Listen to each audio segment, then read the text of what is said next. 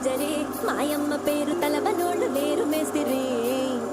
కళాకారుల ఫ్యామిలీ మరి నే గజ్జ కడితే నిద్రపోదు నిండు రాత్రి